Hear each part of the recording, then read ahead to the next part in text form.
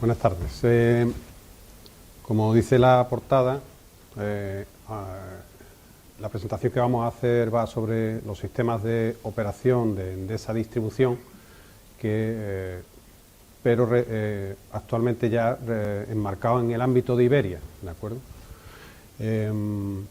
Desde la adquisición por parte de Enel de todas las acciones de Endesa, y el año pasado la desamortización o el traspaso de las acciones que tenía Endesa en LATAM a Enel propiamente dicha, Endesa queda circunscrita al marco de Iberia, como me repito, pero eso. Y entonces, en este momento, pues desde el punto de vista organizativo, nos identificamos más como Enel Infraestructuras y Redes, y Enel Infrastructure and Networks Iberia, ¿de acuerdo?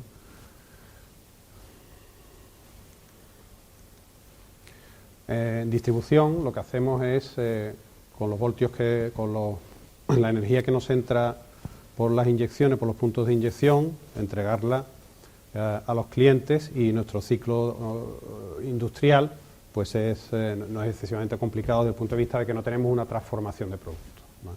Estamos muy marcados por las reglas reguladoras, por el regulador, que es a fin de cuentas el que de alguna manera define o establece los ingresos de la distribuidora y en base a los cuales se invierte.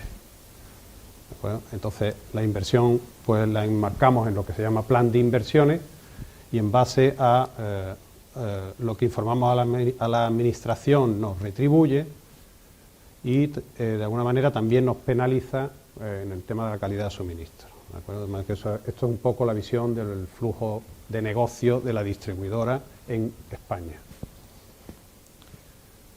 Esto nos servirá para entender un poco cuáles son los procesos que establecemos dentro de la distribuidora para atender todas esas actividades.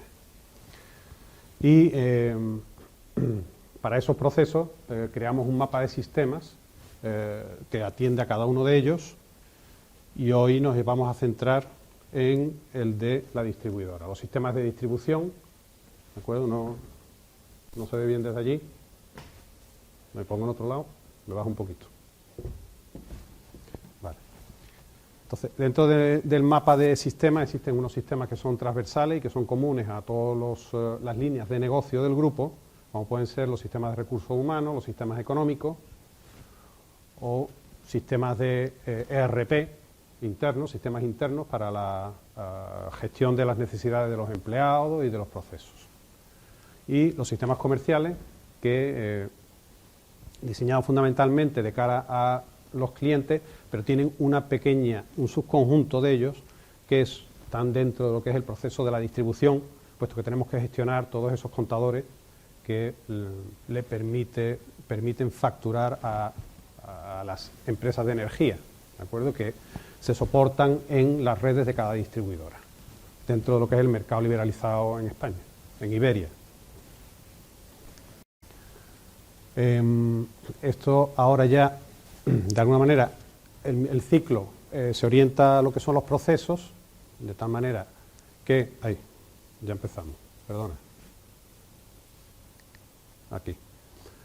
Desde la atención al cliente, que sería la parte de las comercializadoras, y ya dentro de la distribución, bueno, también en la atención a averías estaría dentro de la distribuidora, ¿vale? O sea que estamos hablando del modelo de distribución y por tanto la atención al cliente aquí es dentro de la distribuidora desde el punto de vista de las averías en red, ¿de acuerdo? O sea que aquí las comercializadoras no tienen mucho que decir, excepto cuando, ya lo veremos más adelante. La planificación, es decir, para el desarrollo de la red, que hemos visto antes al principio, que va en función de esos ingresos y de esa que a su vez dependen de lo que presentamos como trabajos hechos a la administración. Esa planificación, cuando se aprueba, da como resultado una obra y por tanto se construye, y a continuación se entrega a lo que es la operación de negocio, y por último están los procesos de mantenimiento y los procesos de medida, ¿de acuerdo? Estos son procesos dentro, o sea, procesos o unidades o áreas dentro del modelo de distribución de Endesa y que requieren y para los cuales se crean sistemas que conforman el mapa de sistemas de distribución. Dentro de ellos, hoy nos vamos a centrar en los de operación de red. Como hemos visto, hay atención al cliente, calidad, análisis, hay planificación, medición, nuevo suministro, desarrollo y mantenimiento de red y operación. Hoy nos vamos a centrar en un subconjunto de los sistemas de operación de la red. Siempre es un subconjunto, pero vamos a ir centrando el tiro. Esos sistemas, ahora vistos desde otro punto de vista y dando soporte a los procesos que decíamos antes, pues se integran, digamos, de forma horizontal y se proporcionan datos unos a otros, puesto que el que planifica y luego el que desarrolla la red lo que hace es poner en servicio esos sistemas que van a la base de datos y cuya información es usada en tiempo real para operar la red. Es el modelo de red, si queréis, ¿vale? O sea que el modelo de red nace en la planificación y sigue, evidentemente los planificadores trabajan con unos modelos de red intentando predecir o adelantarse a lo que serían las necesidades y los ejecutores de esas obras, las aprobadas, las que dan como resultado un resultado positivo desde el punto de vista de negocio, son las que se entregan a operación. Para todo eso tenemos sistemas y una base de datos integrada en la que se apoyan todos los desarrollos, todas las aplicaciones que dan servicio a estos procesos, ¿vale? Y de nuevo, hoy vamos a intentar centrarnos aquí, ¿de acuerdo?, en los sistemas que dan servicio al proceso de operación de la red eléctrica. Hay otros que son ya para mantenimiento, que son los sistemas de gestión de obras y mantenimiento, sirven tanto para desarrollo como para explotación de la red. Y por eso están aquí a caballo. Y luego hay sistemas que, basados en toda la información anterior, permiten analizar el resultado de la explotación y con ello tomar acciones correctoras de cara a inversiones futuras. Vale. Una vez hecha esa introducción a lo que es el proceso y los sistemas que lo apoyan y cómo se estructuran, vamos a ir a dar un paseo por lo que ha sido la historia de los sistemas de operación dentro de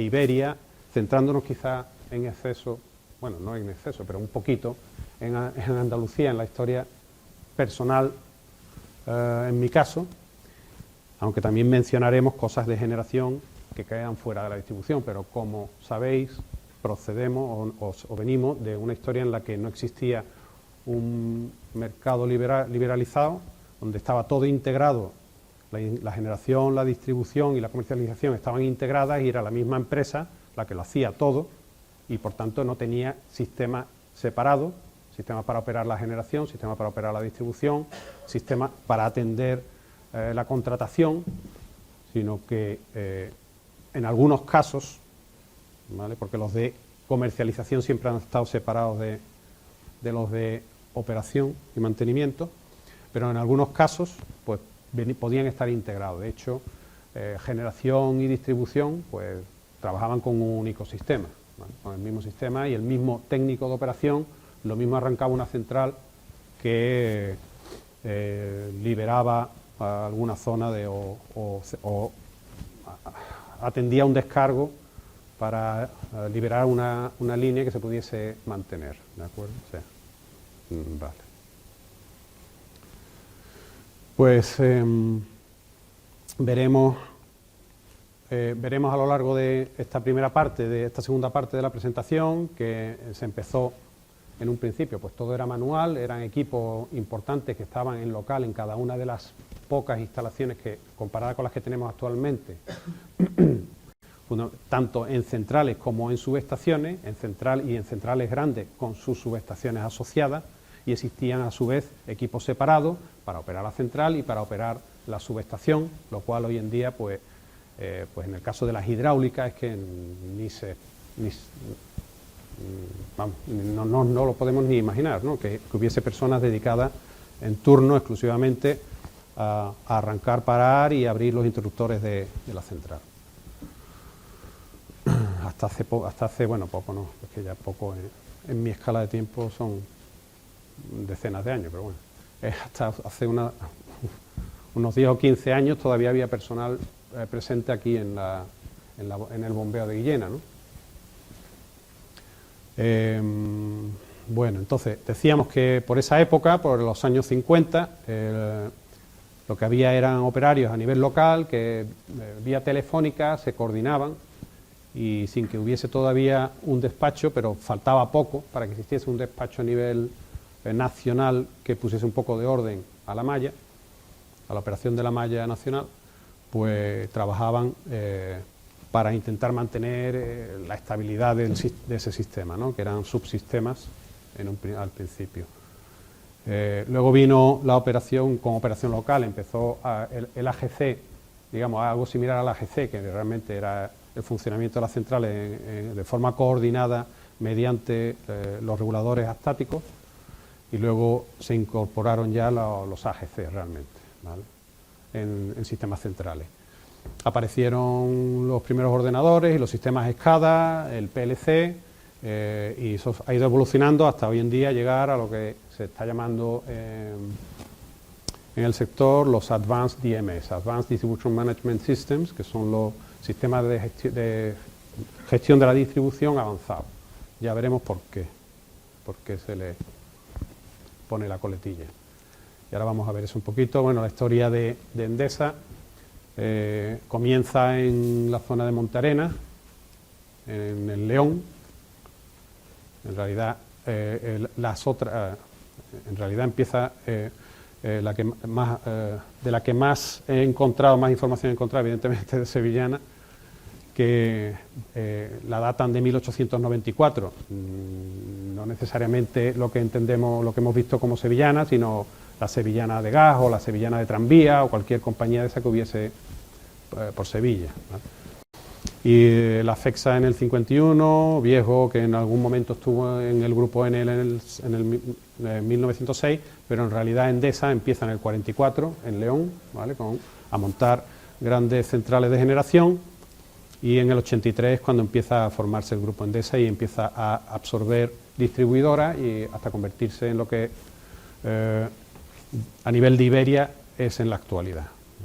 Lo único que ha deslastrado es Viesgo e Hidrogalicia, ¿vale? El resto está todavía dentro del grupo, pero evidentemente separado en la generación, la distribución y la comercialización. En un principio, pues lo que teníamos eran pequeñas fábricas de luz en corriente continua, que con el paso del tiempo fueron creciendo y se fueron interconectando, ¿de acuerdo? Existía, como veis aquí, existen todavía islas, aquí se ve en el año 30 todavía existen islas, pero esto va evolucionando hasta el punto de que ya en el 49 aparece la función de UNESA y Endesa, que era como empresa del Estado, se convierte en la primera coordinadora para UNESA de lo que era el transporte en aquella época, ¿vale? El transporte y la generación, con un sistema montado, con una sala dedicada a tomar lecturas de energía en remoto y a coordinar todo ese trasiego de energía independiente de lo que era la propia central, que no tiene nada que ver con la central de hoy en día. Esto era la primera central que hubo en Ponferrada, o sea, la central de Endesa, que Endesa tuvo en Ponferrada, que no tiene nada que ver con la de Compostilla, ¿de acuerdo? Que está además en otro término municipal. Sobre ya final de los 50 se terminan de renovar las redes y se elimina todo lo que era corriente continua. ¿Vale? La sustitución de la red de distribución de corriente continua por otra en corriente alterna, y estamos por el año 59, final de los 50. ¿Vale? Y ya Sevillana empieza también a intervenir mediante salas como esta de Colón, de la central de Colón, que no es la sala de control, como he dicho antes, son salas independientes. Esto es la subestación, perdona, otra vez. Si os fijaseis en la foto, aquí no se ve bien, pero esto es el esquema unifilar, son el esquema con todas las barras y todos los interruptores de la subestación, ¿de acuerdo? Que se gestionaba desde aquí, y esto sería el equivalente a un pequeño centro de control donde vía telefónica se van anotando los traspasos de energía y todo el flujo de energía en el ámbito de influencia de ese centro de control, ¿no?, por llamarlo de alguna manera. Estamos ya en los años 60, empieza ya a aparecer, evidentemente, como decía en la presentación, en el tríptico, a nivel industrial todos los desarrollos se aplican con mucho retraso, con bastante retraso. El PLC estaba inventado, ¿no?, pero se empieza a usar para captar información pues sobre esta época. Eran ondas portadoras sobre la propia red de las eléctricas, por tanto red propia de telecomunicaciones. Es lo que consideramos hoy en día red propia, que no tiene ya nada que ver con esto, ¿no?, porque estas ondas portadoras están ya más que sustituidas.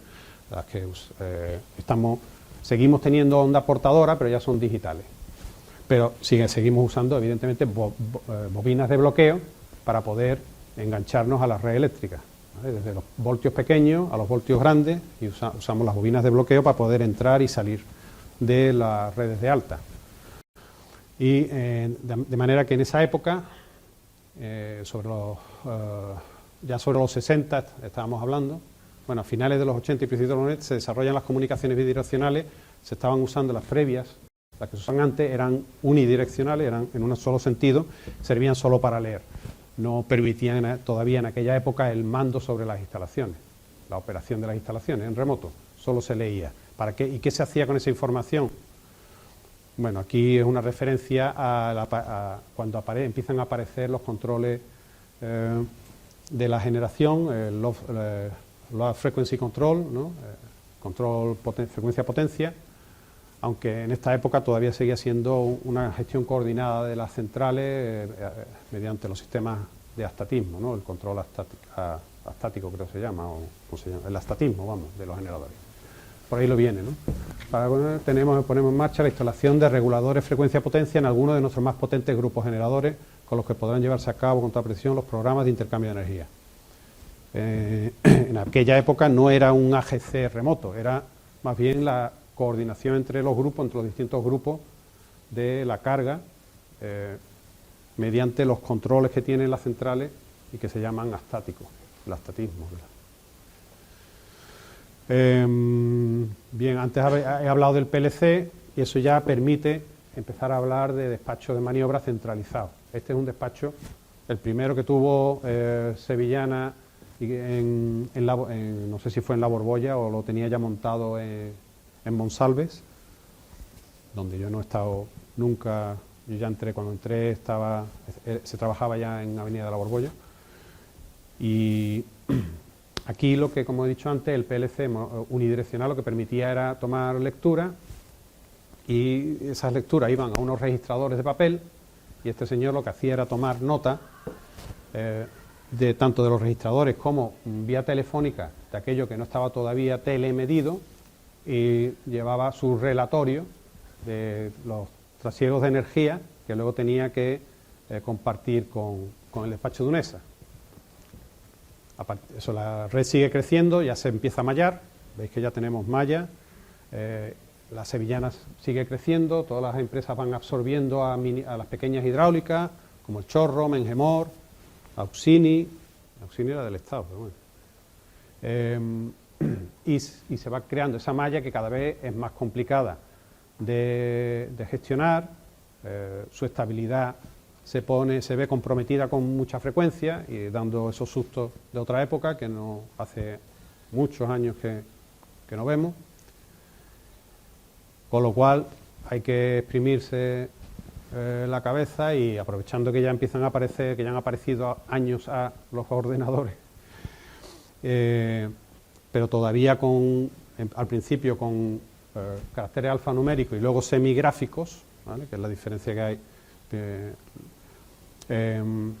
Los alfanuméricos solo permitían, como bien dice la palabra, letras y números, pero luego aparecen los semigráficos que incorporan ya pequeños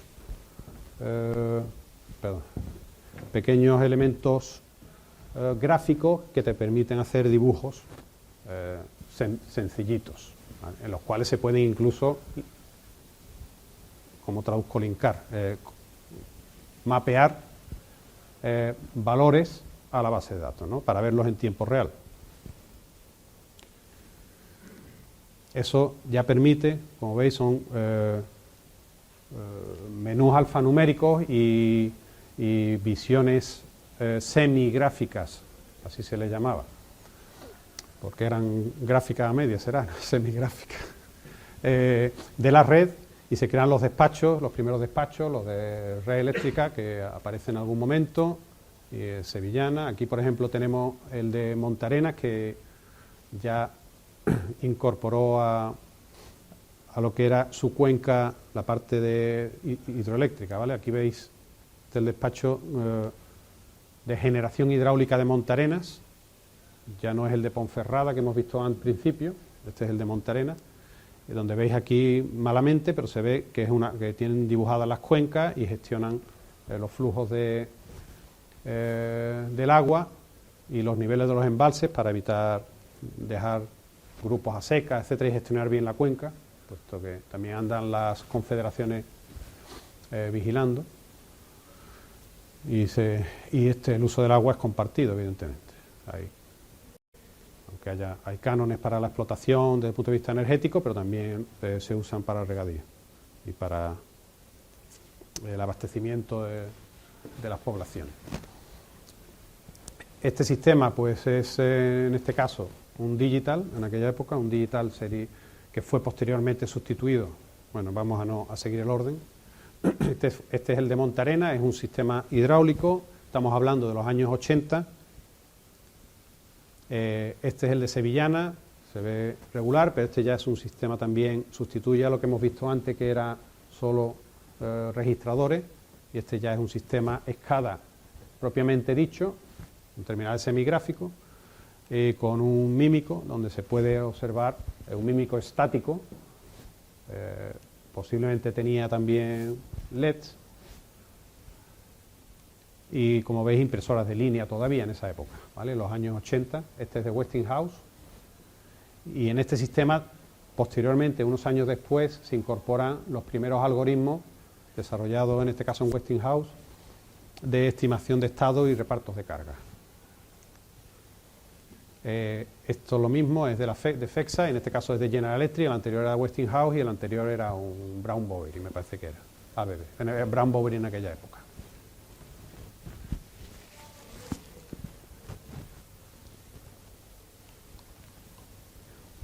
Como veis, se trata de sistemas basados en mini ordenadores, en aquella época se llamaban ordenadores, pero son mini ordenadores, en muchos de los casos pues con memoria, con muy poca memoria y muy pocos discos si los tenían los primeros, memoria de ferrita, discos los discos también eran de ferrita, posteriormente fueron platos magnéticos, de estos que se sacaban en tambores, creo que hay en algún caso vamos a ver alguno ahí, pero se trataba de ordenadores centralizados, es decir, no eran sistemas distribuidos como los tenemos ahora, que lo que hacemos es escalar horizontalmente, o como queráis, o verticalmente, ¿no? Pero bueno, apilando máquinas, apilando CPU. En aquella época eran procesadores únicos, monoprocesadores, y incluso llegaban, como en el caso del Artex, en muchos de los casos, a estar por detrás cableados con el cablecito, con las pistolas de cable, el wire wrap. Red Eléctrica, su primer sistema lo contrató a Control Data Corporation, que era un Artex 1, y posteriormente lo sustituyó por otro también de Control Data, donde ya se sumaron a ese proyecto Sevillana y FEXA. Los primeros ordenadores se comunicaban entre sí, las máquinas con los terminales, por vía serie, pero fueron apareciendo las redes. Primero las token ring, eran Thick Ethernet, se llamaba en aquella época, porque eran cables gordos y la conectividad, la conexión a ellos era invasiva, si queréis, ¿no? Era, digamos, había que pinchar el cable, que es lo que se puede ver aquí, y tenía un problema de instalación, y es que requerían unas curvas enormes en muchos sitios para poder tender los cables. No se puede, eran muy rígidos, pero eso no duró demasiado, ¿vale? Eso duró muy poco, eso en 5 años se pasó al ZIN, ¿vale? Como veis aquí, este ya es el Artex 2, el siguiente sistema que comenté antes que había contratado Red Eléctrica, y al que se sube, y que en un contrato digamos más importante con FEXA y con Sevillana, se pasó al Artex 2, que seguía siendo un sistema basado en ordenadores de control data, que eran ordenadores en aquella época que se llamaban de tiempo real, en contraposición a los que se usaban para la gestión bancaria, por ejemplo. O, muy diferente también, aunque Control Data también se dedicaba a la supercomputación, ¿vale? Pero estos no eran supercomputadores, los llamaban computadores de tiempo real, y en algún caso incluso refrigerados por agua. Eso se sigue usando, la refrigeración por agua. Pero en los sistemas, en las pequeñas máquinas, no, evidentemente es por aire, ¿no? Es en los grandes ordenadores, como lo que ya, hoy en día conocemos como host, que tiene por ejemplo IBM, con los que trabaja, con los que todavía trabajamos.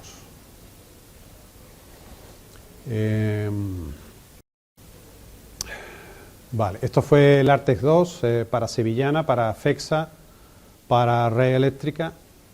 Y ya se introdujo, aquí ya se introduce el Full Graphics, ¿vale? Aunque sigue siendo un sistema diseñado unos años antes, pero consiguen integrar lo que ya se conoce como Full Graphics, lo que usamos hoy en día, que son sistemas totalmente gráficos, basados en gestionar el píxel y no un conjunto de ellos, ¿vale?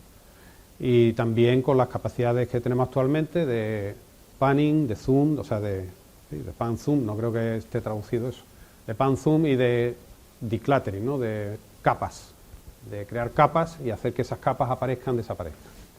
Eso fue ese digamos salto que se dio desde el punto de vista gráfico. Luego fue solo superado, el siguiente paso fue ya el superado por los ordenadores personales.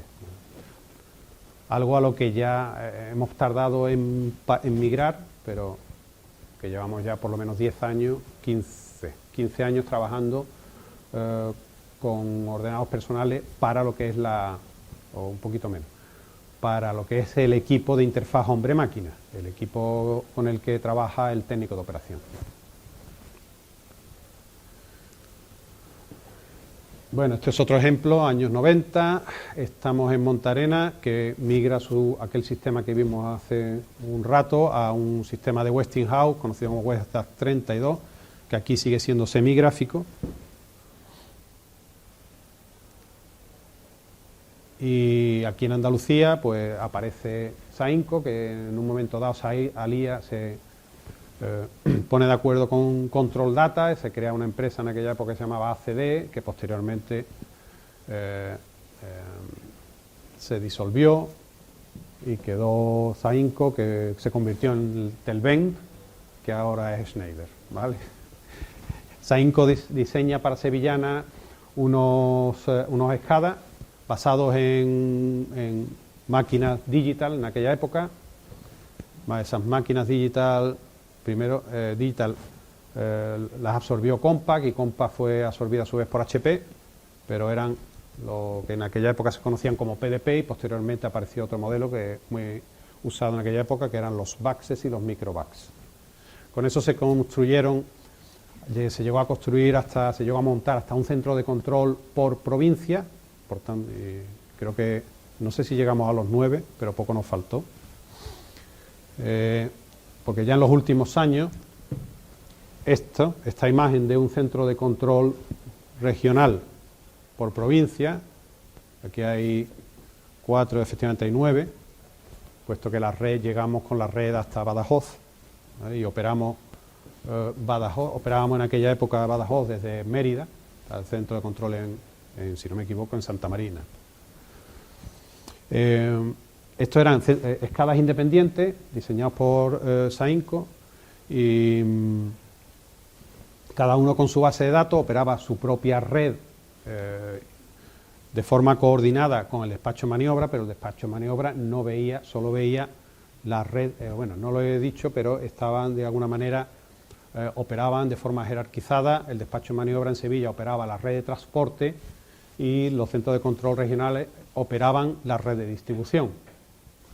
En aquella época todavía Sevillana era transportista y transformaba y distribuía, generaba, transportaba, transformaba y distribuía. ¿De acuerdo? Para eso tenía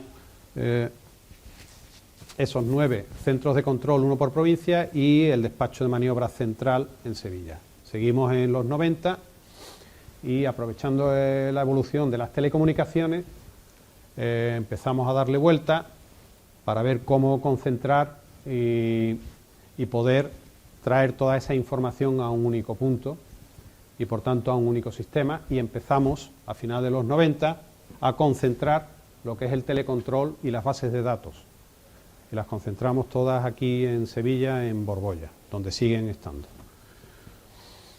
Entonces, de manera que, aprovechando eso, el incremento de las telecomunicaciones y la evolución de la tecnología que nos permite, mediante red propia y también instalando repetidores e instalando fibra óptica, o sea, aprovechando la fibra óptica que se iba instalando poco a poco en la red que se iba desarrollando, pues llegamos a concentrar toda esa base de datos en Sevilla y estamos todavía usando ese sistema que se llama el Artex 2 de Control Data Corporation, de CDC, ¿no?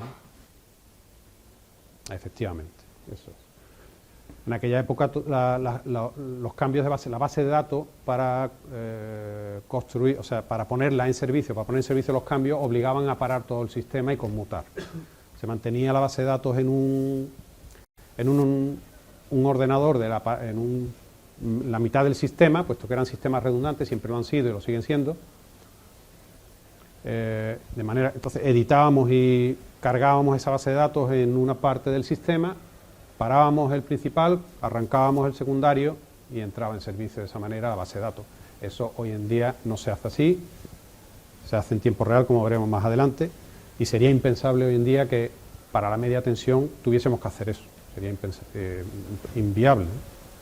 O nos hemos mal acostumbrado, no lo sé.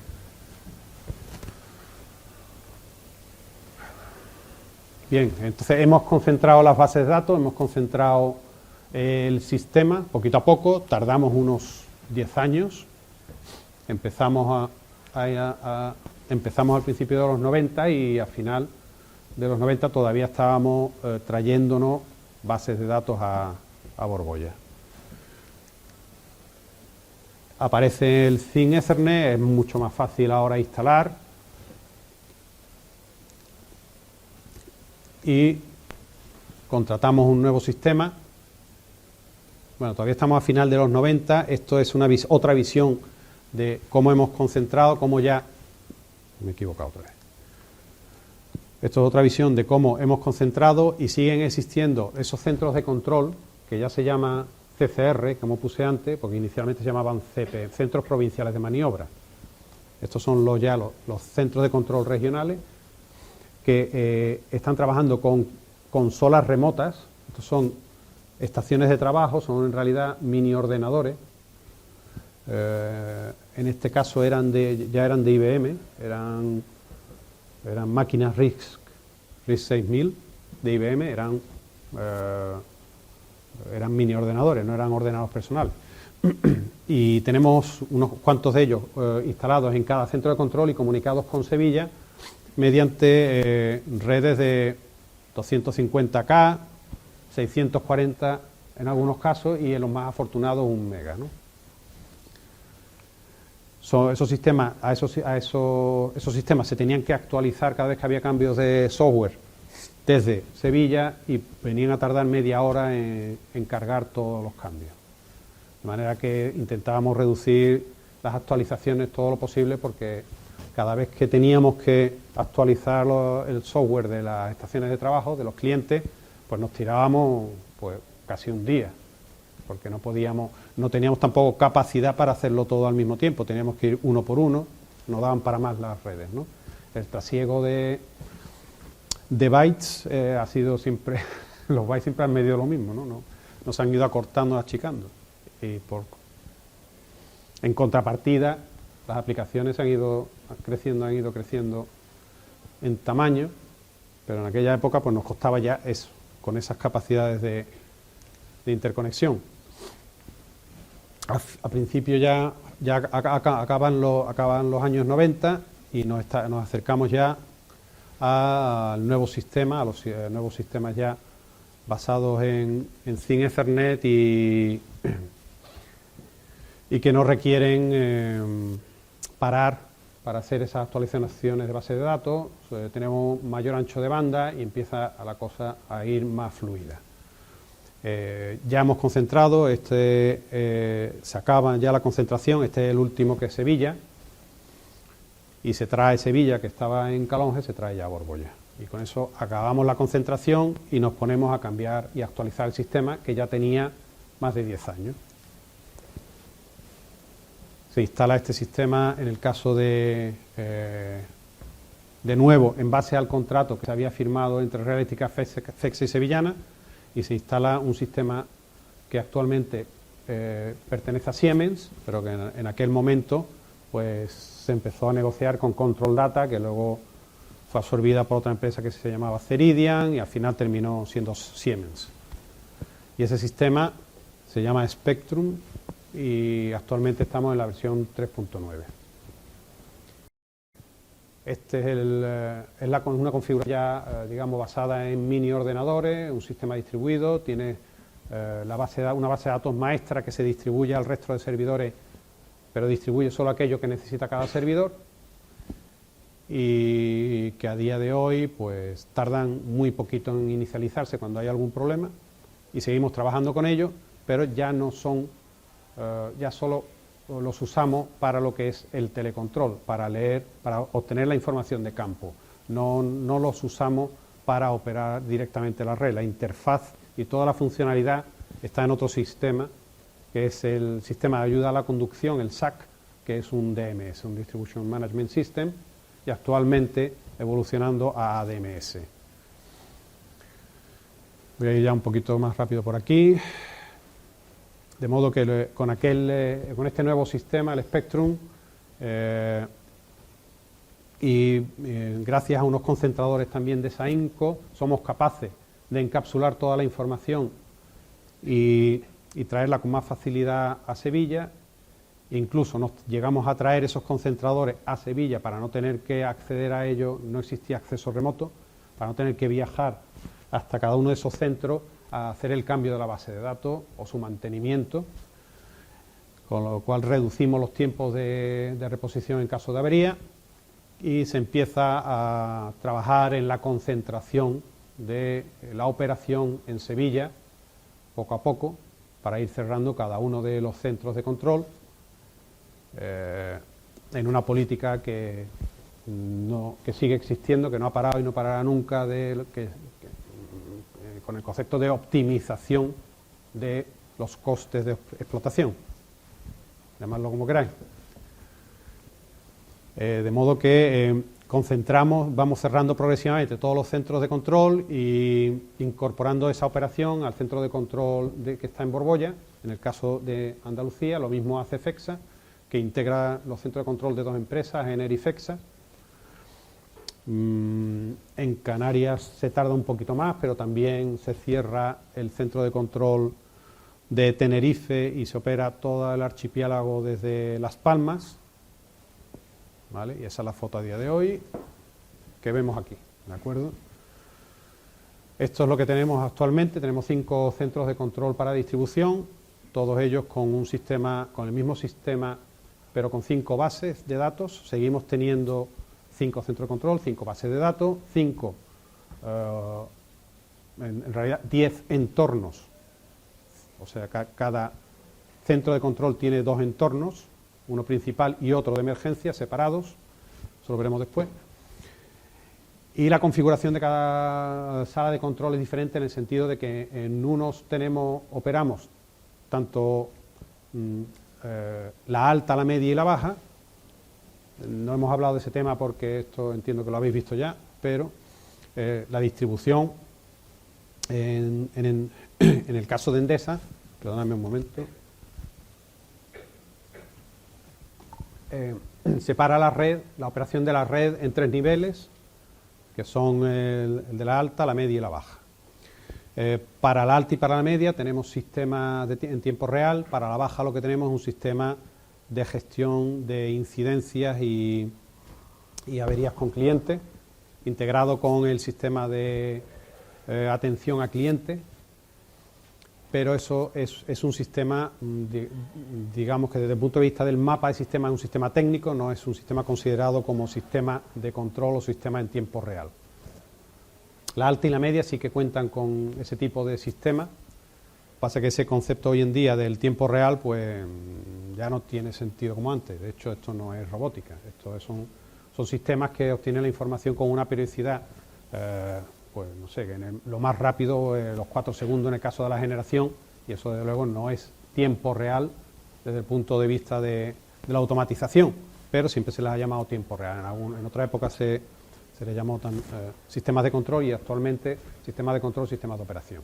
No se usa el tema de tiempo real, excepto para la red de telecontrol, que más adelante veremos. Repito, tenemos 5 salas de control, cada una con sus propias infraestructuras, su propia base de datos y su propio equipo de técnicos para operar esas redes, y seguimos avanzando en el concepto de la optimización, y ya se va hablando y se han hecho algunas pruebas de lo que sería la interoperabilidad, es decir, la posibilidad de que un centro de control le dé apoyo a otro. Se han hecho pruebas, pero eso sigue estando ahí, ¿vale? Es un concepto a madurar. De momento siguen siendo sistemas de control independientes y cada uno es responsable de su red, salvo en algún caso de emergencia, como es el de Aragón-Cataluña, donde para alguna incidencia ocurrida en el caso del centro de control en Zaragoza, pues sí que apoyó el centro de control de Barcelona para poder operar durante un rato la red de Zaragoza. No es exactamente, todavía es una operación precaria, esa operación remota. Por eso digo que tiene que madurar. Pero sería la evolución, ¿vale? Siempre con ese horizonte de concentración presente. Siempre trabajando para ver qué posibilidades tenemos de dar un paso más.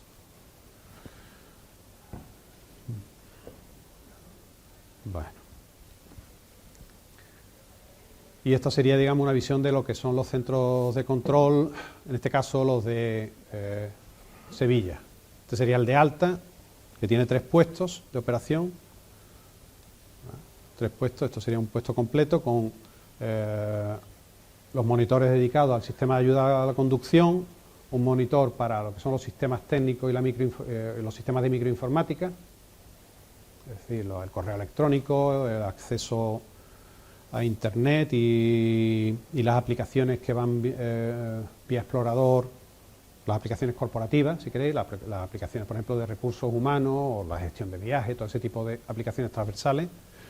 Y otro monitor que está dedicado al sistema de telefonía, que es un sistema tipo call center, que nos permite poder concentrar llamadas en mesas y de esa manera no tener que pasar llamadas, sino que las llamadas van directamente a la mesa que las tiene que tratar. Este sería el de media, que tiene, el otro tenía 3 puestos, este tiene pues como unos 14 de operación más unos 10 para estudios y apoyo, o sea, unos 20 y tantos puestos, y al fondo, sin una separación física, a diferencia de lo que es el centro de control de alta, pues está el de baja. El de baja, como he dicho antes, lo que atiende son a lo que serían averías de red que tienen impacto en el cliente final. Y que y gestionan también a lo que son las brigadas y que trabajan en esas incidencias. Aquí vemos un poco la foto de lo que es todo lo que son todos esos procesos, desde la obtención de la información en subestaciones y en red de media tensión, en los centros de transformación, mediante las remotas, las RTUs, unidades remotas de teleinformación, y mediante la vías de comunicación, red propia o red de operadores, que usamos de todo un poco, llegan hasta la SCADA, que hemos visto que en unos casos era el Spectrum y en otros es el propio DMS, el propio SAC, que tiene también un pequeño frontend. Se pone a disposición del centro de control de media y del centro de control de alta mediante esas interfaces, esa interfaz hombre-máquina del SAC, donde se tiene acceso, bueno, me estoy adelantando.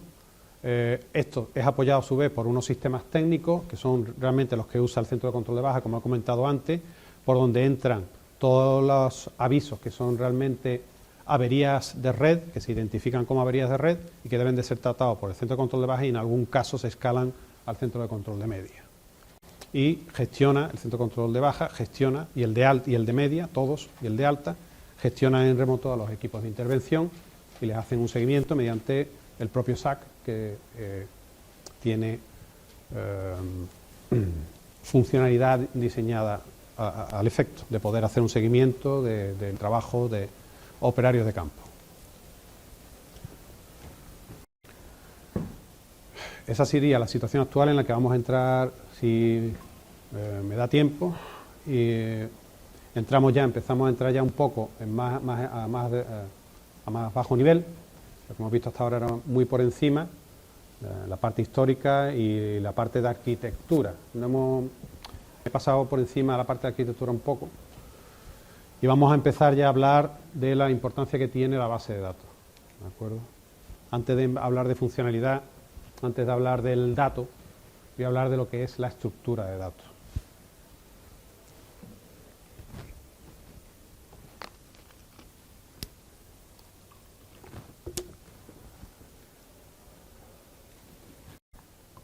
¿Cuánto he consumido ya de mi tiempo? Por hacerme una idea.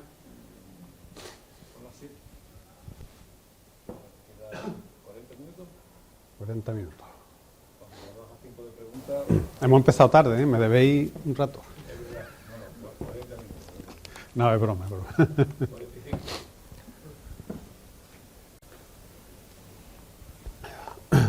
De acuerdo, continuamos. Bueno, la base de datos.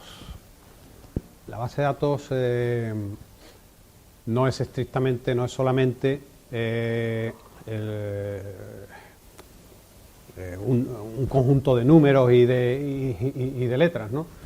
La base de datos tiene información tanto alfanumérica como eléctrica, como ortogonal, topológica y cartográfica. Eso no quiere decir que todo esté en una misma pieza. Se trata de piezas integradas que son capaces de coordinarse, son capaces de sincronizarse. Tenemos herramientas para sincronizar toda esa información en las distintas piezas que componen esa base de datos.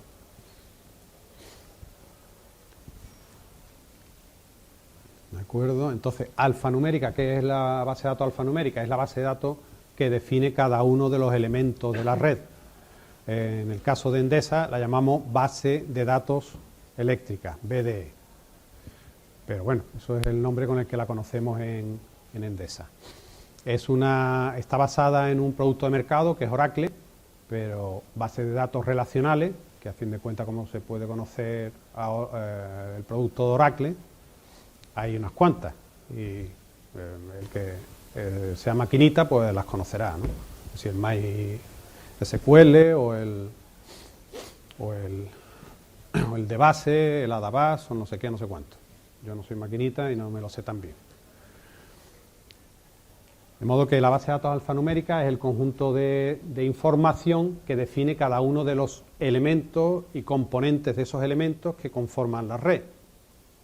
Toda la paramenta, tanto a nivel de subestación como a nivel de topológica de líneas, ¿vale? Incluidos los postes. Todo eso está en la base de datos, los apoyos.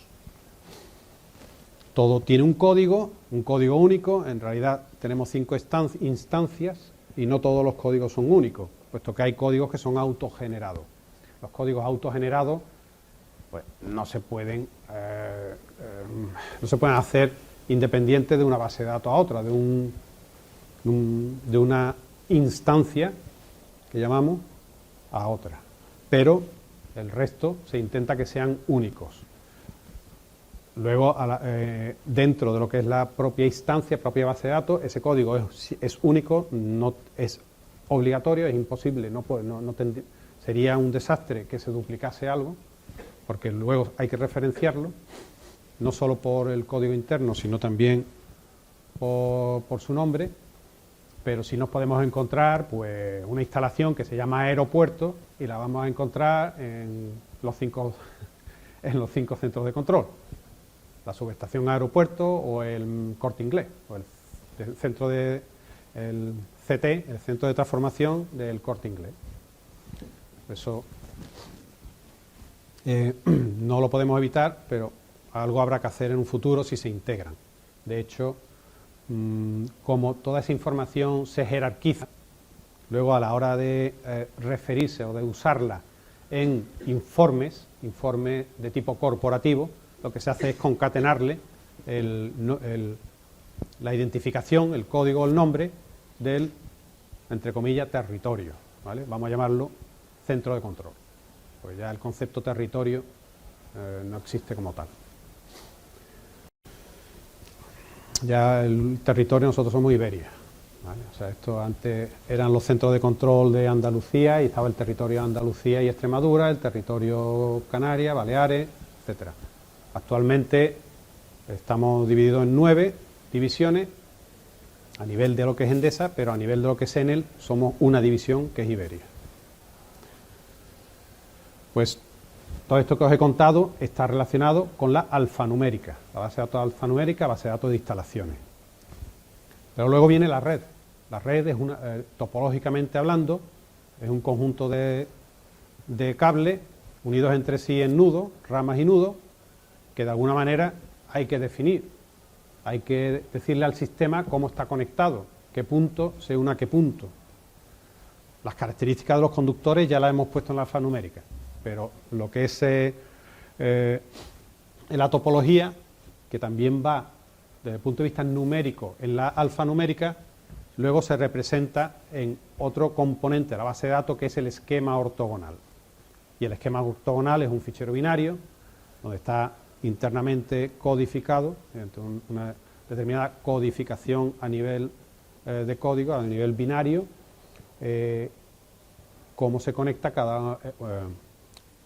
entre sí todos los elementos y a qué punto de la base de datos alfanumérica está enganchado, con qué punto la base de datos alfanumérica se relaciona y obtiene información de él para representarlo gráficamente. El esquema no es un conjunto de puntos que conforman una raya, sino que está basado en librerías de terceros, librerías comerciales, y en este caso pues son lo que en AutoCAD también, si habéis manejado AutoCAD, pues se conocen como primitivas, ¿de acuerdo?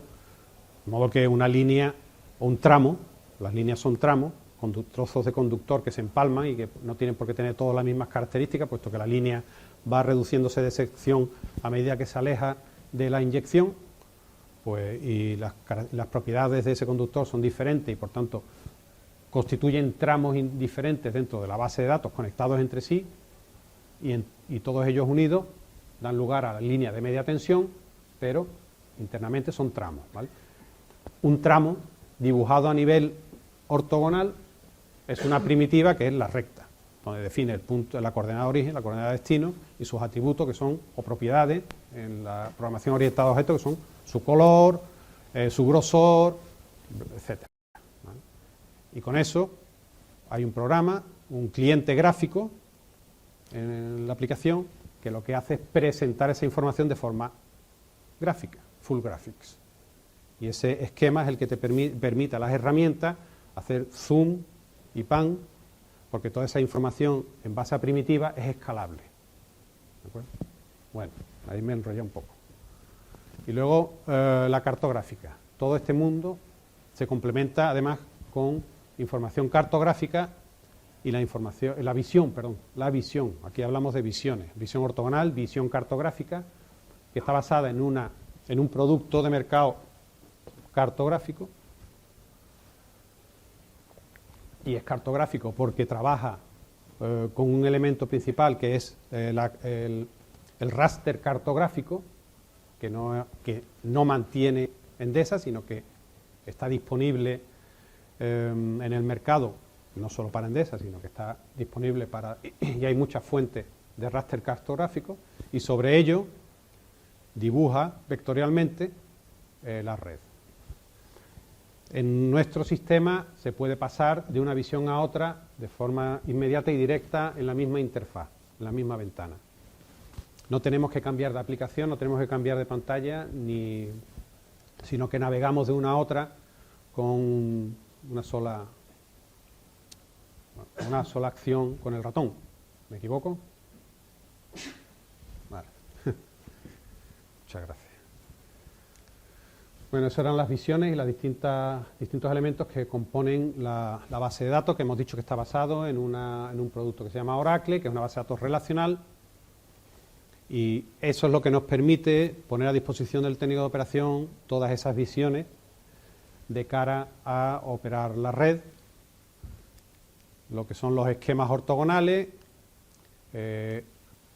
los esquemas de tipo tabular, formatos tabulares, donde lo que se presentan es información exclusivamente alfanumérica, otros que se llaman sinópticos, donde lo que se muestran son visiones geográficas simplificadas, bien de la red, bien de inyecciones, de la información que haga falta, de baterías de condensadores o climatológica, lo que en cada momento necesite el técnico de operación y tenga a su disposición, sinópticos. Luego otros que se llaman en nuestro sistema pistas sintéticas, que presentan tanto información gráfica como alfanumérica, pero la visión gráfica en este caso es en base a esquemas de tipo tabular o de tarta, ¿vale? Grafos, estos son los sintéticos, y que se usan pues para la gestión, el seguimiento o de las tensiones, del estado de las baterías, o en los pocos casos donde las medimos, tenemos medidas de la generación eólica, de las inyecciones fundamentalmente, ¿no? Inyecciones en nuestra red, en la red de distribución. Y luego grafos, curvas, ¿vale? La visión gráfica, no la ortogonal, que todo es gráfico, pero cuando hablamos aquí de gráfica se refieren a grafos, a gráficas, a curvas.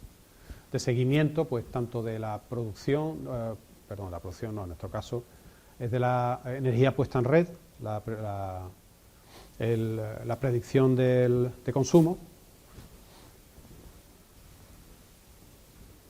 y de las tensiones. También podemos hacer seguimientos individuales de determinados puntos de la red que son críticos o que son críticos en función de la época del año, se le hace seguimiento de las tensiones.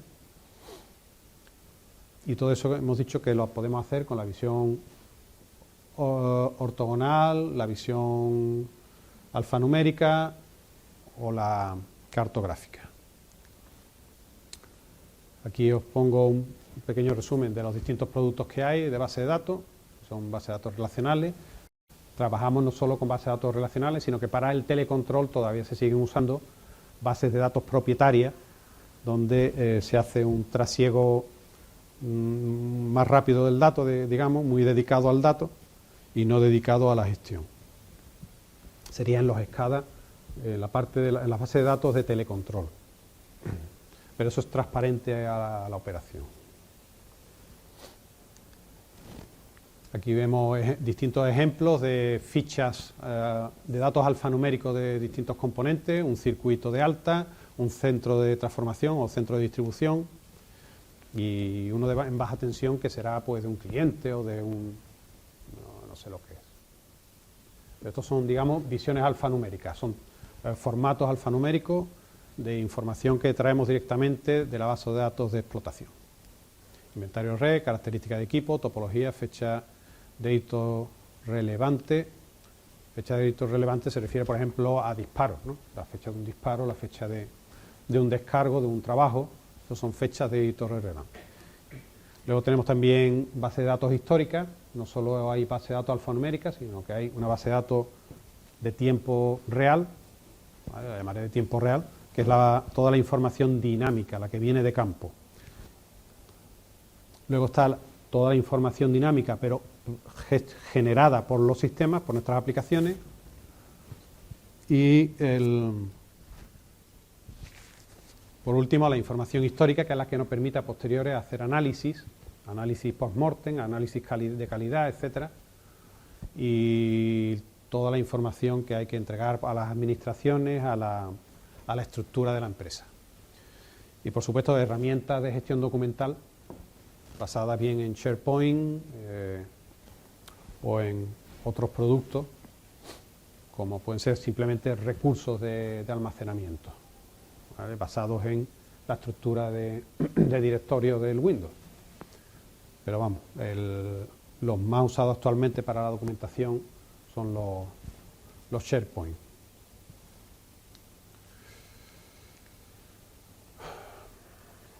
De acuerdo. Bueno, esto es como dije al principio, hoy en día no sería sostenible, o no sería, no es una palabra buena para esto, no sería razonable es el que tuviésemos que tirar toda la base de datos y toda la operación del sistema solo para cambiar un dato de un centro, porque en ese momento haya que ponerlo en servicio.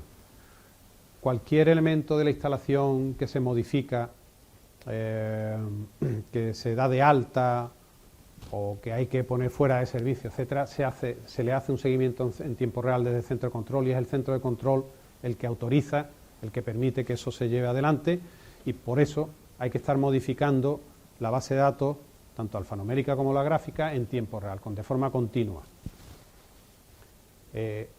Para conseguir eso no se hace sobre la marcha, evidentemente tiene un trabajo de preparación previo, y para eso existen unos equipos de gestores de datos que se dedican exclusivamente a eso, a dar de alta, dar de baja, modificar y preparar lo que en Endesa se llaman incrementos de red. ¿De acuerdo? Esos incrementos de red, que van asociados en algunos casos o en muchos casos, sobre todo si realmente llevan asociado un cambio topológico de la red. En esos casos son estudiados y analizados por el centro de control, se planifican, y el día señalado el centro de control es el responsable de ponerlos en servicio. De activar ese cambio en la base de datos, y el personal de campo es el que está atento para su puesta en servicio.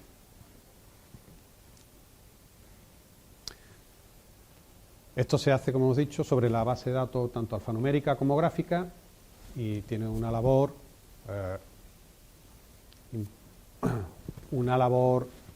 continua, y que nace desde el momento en que se planifica. En realidad, actualmente, eso nace cuando se construye. Actualmente, nuestro objetivo es que empiece a crearse esa visión de red cuando se planifica, no cuando vamos a construir, sino mucho antes.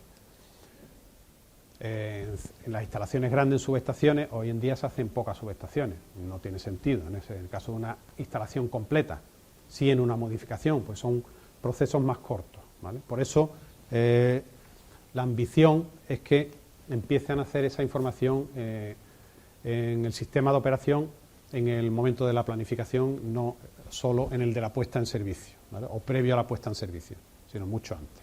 Actualmente ya es por aquí, durante la construcción, cuando empieza a nacer esa información en la base de datos. ¿Por qué? Otro de los motivos por el que queremos hacer eso es porque las compras hay que planificarlas, sencillamente por eso, porque las compras hay que planificarlas. Si pudiésemos en el momento en que empieza a planificarse y un poquito antes de su aprobación, si ese plan ya pasa a formar parte de la base de datos de explotación, podemos planificar, dárselo a las áreas de compra para que ellos planifiquen las compras. ¿Y por qué sirve? ¿Para qué hay que planificar las compras? Pues evidentemente para conseguir mejores precios o para poder agrupar en paquetes, poder conseguir obtener economías de escala en las compras. Bueno, pero a nosotros lo que nos interesa hoy es la operación, ¿de acuerdo? Pasa que tenía que entrar un poquito en ese tema de la base de datos, que a fin de cuentas todos los procesos de la distribución, de la distribuidora, giran alrededor de ella. Y eso es lo que, de alguna manera, pretendía dar esta transparencia, esa idea, ¿vale? De que todos los procesos dependen de esa información y esa información debería nacer desde la planificación. No lo hemos conseguido todavía, pero lo conseguiremos. Y será con Enel, que ya estamos. Ese proyecto ya está lanzado, es un proyecto global y no sé si yo lo veré, pero de momento participo un poquito. Bueno, aquí bajamos todavía un poquito más en el detalle de la funcionalidad dedicada a la base de datos, y aquí se describe todo el proceso de generación de esa información y de su activación sobre el sistema. Ahí. Vale.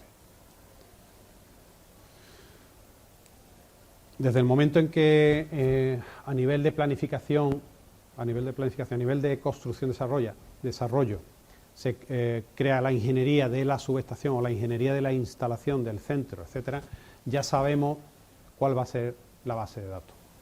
Por tanto, ya tenemos esa información que puede empezar a ser integrada en el sistema mediante un fichero alfanumérico, que es el que usan nuestras aplicaciones, han sido diseñadas para poder usar ese fichero y crear y popular la estructura de datos asociada a esa instalación. Eso se hace tanto. Bueno, este es el mundo telecontrol. Aquí está bien, yo me lo he saltado, pero está bien descrito. Es decir, esto es el mundo de telecontrol, pero por otro lado está el mundo técnico. De modo que la instalación va naciendo y se va creando por varios frentes. Por un lado, en la parte de ingeniería de la propia instalación, donde vamos definiendo los tipos de materiales, los tamaños y las capacidades, la ubicación geográfica, toda esa información se va alimentando por aquí a la BDE, la base de datos de instalaciones o base de datos eléctrica, la BDE. No sé por qué aquí le hemos llamado BDI. Será por base de datos de instalaciones, pero se la conoce como BDE, ¿de acuerdo? La base de datos eléctrica o base de datos de Endesa, como queramos llamarla, se alimenta desde lo que es la ingeniería de la instalación, por un lado, y por otro, también a partir de la ingeniería de la instalación, alimentamos lo que es el telecontrol. O sea, la parte alfanumérica, la parte técnica y la parte de telecontrol, que es la que necesita operación para poder hacer la operación remota. Los procesos, lo que es el negocio, trabaja más con la información técnica y el centro de control trabaja con las dos. Y tiene esta forma de nacer que luego ha de coordinarse, ¿de acuerdo? De modo que por aquí generamos lo que es la base de datos operativa, esa que he dicho que podía llamarse base de datos de tiempo real, que no es realmente, no lo es. En algún caso puede llegar a usarse si se tiene que tirar de un tabular, pero no es el objetivo. El objetivo para el centro de control es trabajar en este lado, y en este lado quien trabaja es la parte de gestión de datos, el telecontrol y la gente de mantenimiento, si queréis, que también trabaja con esta otra gestión de obras y mantenimiento, también accede a esa información alfanumérica de la BD. Por tanto, nace por un lado la información técnica, la base de datos técnica, y por otro la base de datos de telecontrol. Son mundos completamente diferentes, no están integrados y no lo van a estar, porque no es necesaria una información, la información de telecontrol no es necesaria para lo que es la gestión del negocio, del proceso de negocio, solo para la operación. Generamos esa base de datos que se llama operativa en el SCADA. Por aquí generamos, desde aquí, por esta dirección, la base de datos operativa de lo que es el DMS, con toda su ortogonal, sus fichas, sus datos de características eléctricas de las líneas, ¿vale? La resistencia, la capacitancia y todo el modelo unifilar que necesita el estimador de estado, etcétera. Todo eso van haciendo por este lado y se integra, ¿de acuerdo? Se integra mediante procesos que lo que hacen es realmente mapear una con la otra, generar tablas que mapean una con la otra. Bueno, este es el proceso de gestión de datos. No voy a cansar más con esto pero que es muy importante para que luego el técnico de operación pueda trabajar de la forma más fluida posible y no se entere realmente de lo que se está cocinando por debajo hasta que a él le toca ponerlo en servicio. Las visiones que hemos dicho, como hemos dicho antes, son la ortogonal para el técnico de operación. Esto ya que estáis viendo es el Distribution Management System, que tiene su parte de System Control and Data Acquisition, el SCADA. Tiene tanto la parte de SCADA como otros productos integrados, todo ello en una única interfaz hombre-máquina, como son el Outage Management o el Workforce Management, o todas las aplicaciones de análisis de red, ¿vale? Aplicaciones como los repartos de carga para poder en todo momento vigilar la saturación de nuestros conductores, de nuestras líneas de media tensión. Todo ese tipo de productos están integrados en un sistema, el SAC, Sistema de Ayuda a la Conducción, y ponen de forma integrada una única interfaz hombre-máquina, un único cliente gráfico que se llama, y un servidor gráfico, servidor cliente. Ponen a disposición del técnico de operación toda la información que tenemos tratada, procesada, para que él pueda desempeñar su trabajo de seguimiento de incidencia y seguimiento y resolución de incidencia.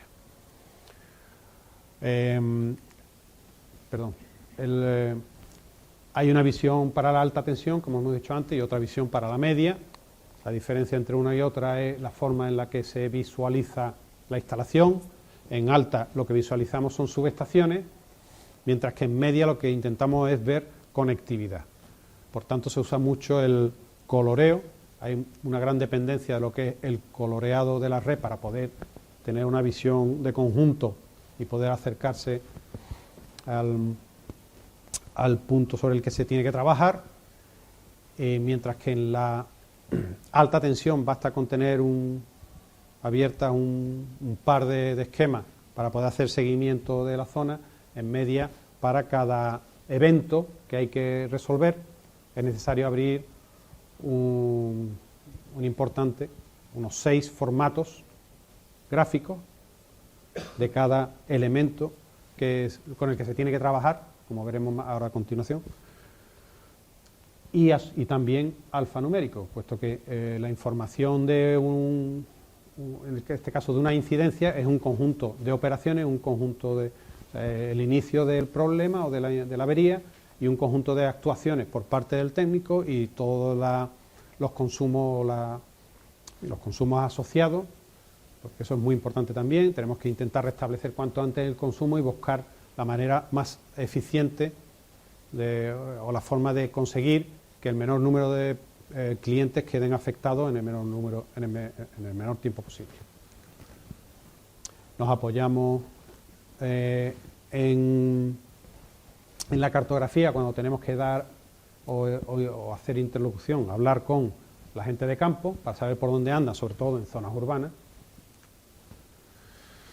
Y luego, muy importante, es esta función que tiene este sistema de compartimentar.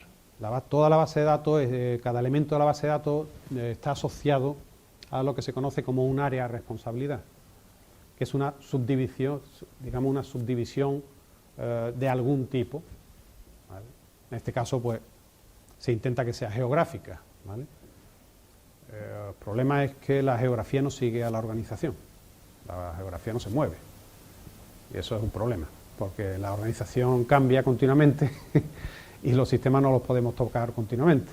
Pero se intenta que sea lo más atomizado posible, sin pasarse, ¿vale? Sin pasarse. Y como veis aquí, si reconocéis un poco... Ay, perdón, estamos como el primer año que luego para arreglar esto. Entonces intentamos atomizar y creamos, de alguna manera, tiene que ser geográfica porque la red se construye y se explota de forma geográfica. Lo único que pasa es que la envolvente de esas unidades, que a fin de cuentas son unidades operativas luego a la hora del mantenimiento, pues pueden cambiar. Esas fronteras son organizativas, no siempre coinciden con las geográficas o políticas, para hablar correctamente.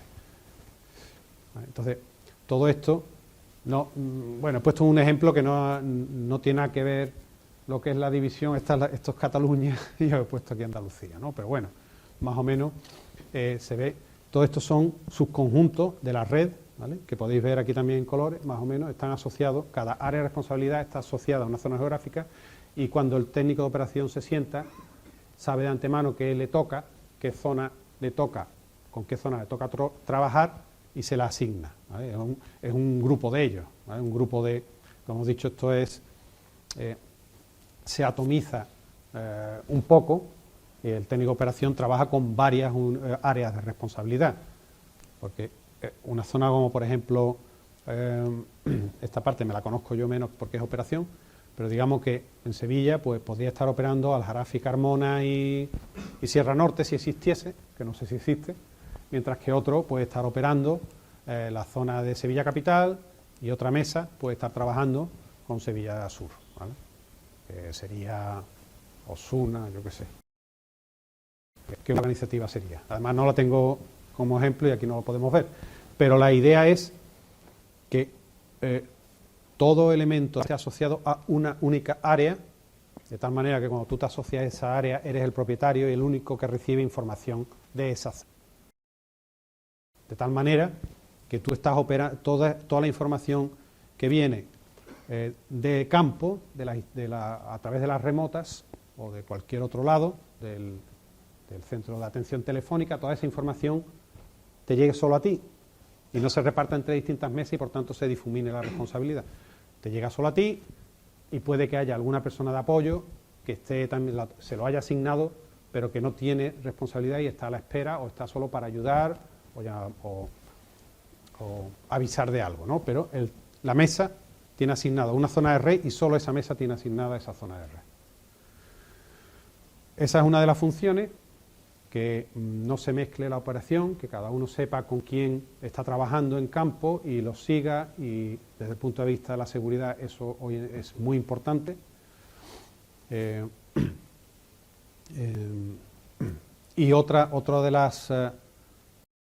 de lo que te permite esto es de que los turnos sean flexibles, es decir, que en la sala de control en distintos momentos del día haya distinto número de personas y por tanto cuando menos personas hay más área de red se tienen que asignar por la noche, de noche, la actividad en las instalaciones y la actividad en el mundo general es más baja que durante la mañana, ¿de acuerdo? Por tanto se puede adelgazar el equipo del centro de control.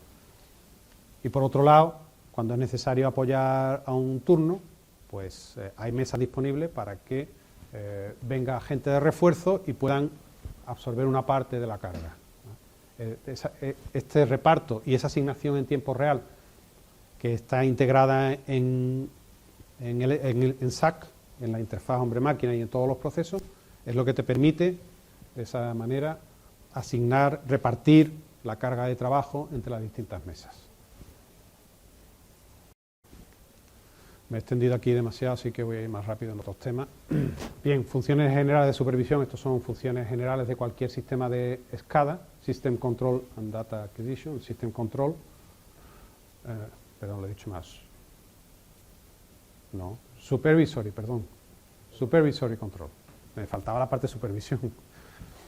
Entonces, todo esto es lo que son visiones de lo que está ocurriendo en la red, alarma, todos los equipos, todas las instalaciones son capaces de enviar destellos, alarmas, de cosas que están sucediendo que no deberían suceder, o esas son las críticas, y hay varios niveles de criticidad, pero también pueden enviar información, datos informativos, para que con más tranquilidad se pueda actuar sobre algo. Por ejemplo, cuando una batería empieza a estar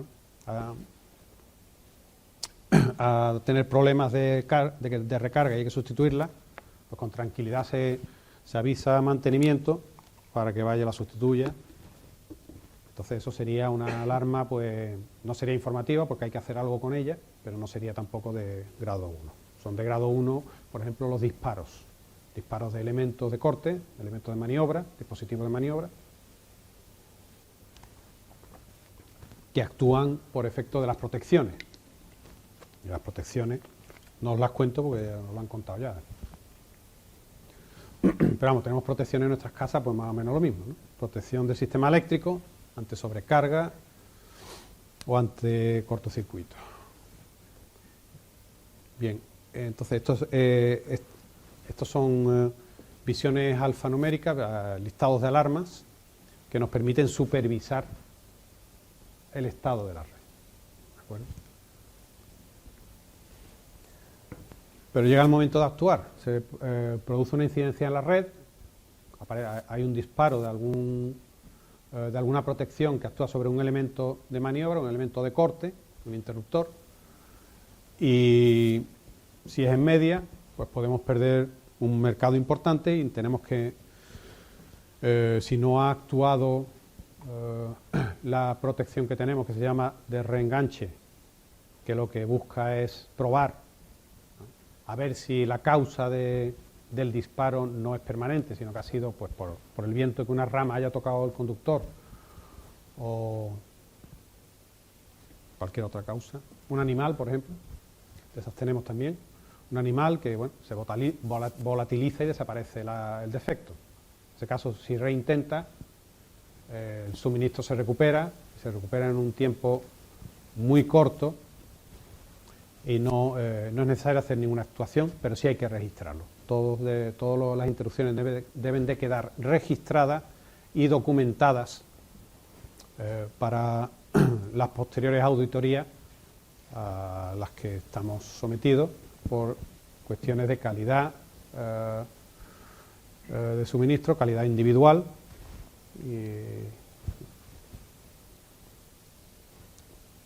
y que requieren que pongamos a disposición de la Administración toda esa información detallada de cada uno de los eventos y lo que sucedió a continuación, su duración, cómo se actuó, todo eso queda registrado. Lo registra este sistema, el sistema de tiempo real, pero lo envía al sistema corporativo, que es donde se termina de documentar. El sistema de tiempo real se repone, pero no hay que entretenerse en ese momento en documentar completamente el incidente, ¿vale?, puesto que hay cosas que no se saben hasta días posteriores, y para eso están otros equipos técnicos que se dedican a terminar de rellenar y cerrar administrativamente el evento, la incidencia. Para eso está integrado dentro de este sistema, dentro de la base de datos, tanto la técnica como la base de datos operacional de SAC, las estructuras de datos necesarias para ir registrando cada una de las actuaciones, tanto de las protecciones como de las actuaciones del técnico y todos esos consumos, todos esos, no se llaman consumos, ahora mismo no recuerdo cómo se llaman, o clientes que se han visto afectados, quién interviene, los tiempos, etcétera. De tal manera que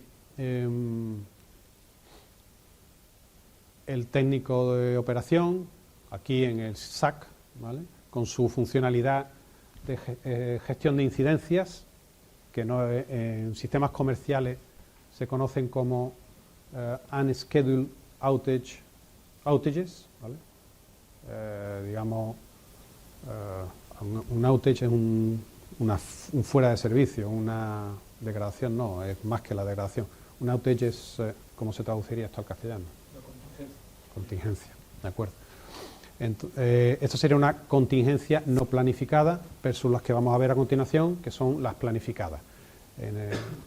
Los sistemas que podemos encontrar en el mercado nos venden el OMS, que es el Outage Management System, que trabaja con ambas, las planned y las unplanned outages.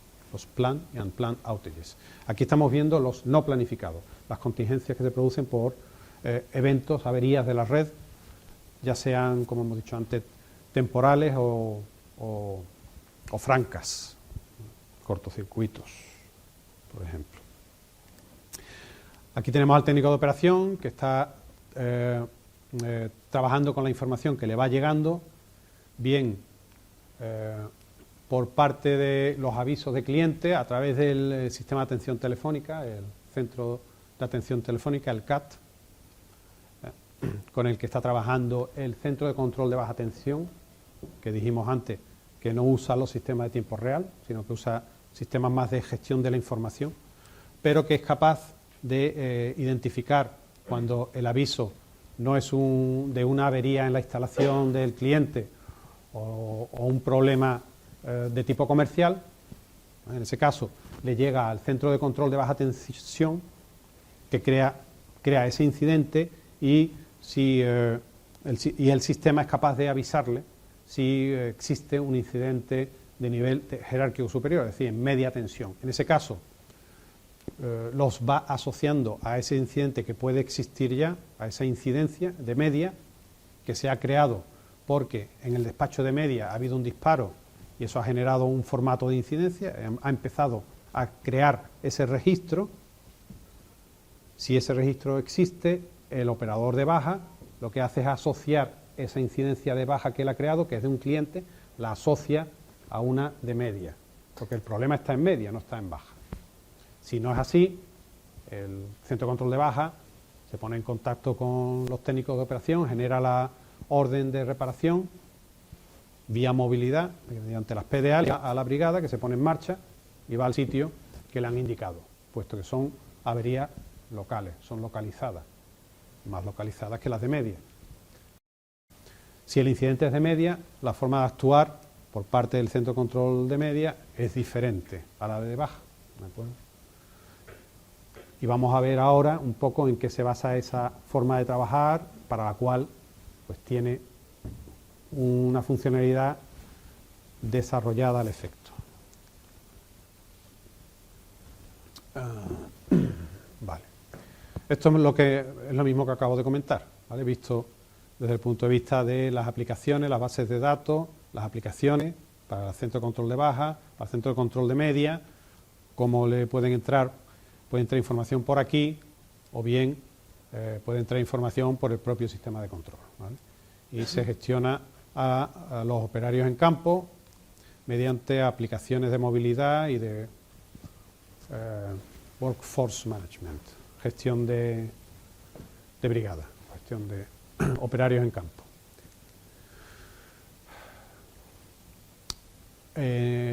Cuando la llamada le llega al CAT, este debe de clasificarla pues en función del tipo de incidente y del aviso, ¿vale? Y no en todos los casos, como he comentado antes, prosperaría al centro de control de baja, sino que sería un problema de tipo comercial o un problema de la instalación del cliente. Para eso tiene todo un recetario, ¿vale? De tal manera que los avisos de cliente pueden ser de calidad de producto, con lo cual no aplica a este sistema, debe de ir por otro lado. Calidad de producto es que tenga una sobretensión y se le quemen o un hueco, en el caso de una fábrica, un hueco de tensión, y se le pare la cadena. Todo eso va a entrar por el CAT, ¿vale? Y en algunos casos la falta de suministro. Cuando es falta de suministro, entonces sí que y se determina efectivamente que falta de suministro es cuando se escala al centro de baja. Está ahí todo un recetario y luego también hay toda una forma de actuar por parte del centro de control de baja, que aquí lo que nos interesa, después de todo lo que ya os he ido diciendo, es su integración, ¿vale? O sea, su escalado al centro de control de baja y su integración en un incidente de media, que ese sí va a llegarle a lo que es el sistema de operación, al SAC. Todo el resto se hace con sistemas técnicos, no son sistemas de control. Hoy por hoy todavía no existen sistemas de control para la baja tensión. O sea, no es algo que no esté inventado. Sencillamente no existe medida y por tanto no tiene sentido montar un sistema para seguimiento de lo que es las cargas y la topología en baja tensión, pues radial, ¿no? Pero se está hablando de ello ya. Enel está trabajando en ello y algún día puede que tengamos un sistema de control de baja que yo todavía no sé en qué consistirá. Lo sabré en breve, pero todavía no.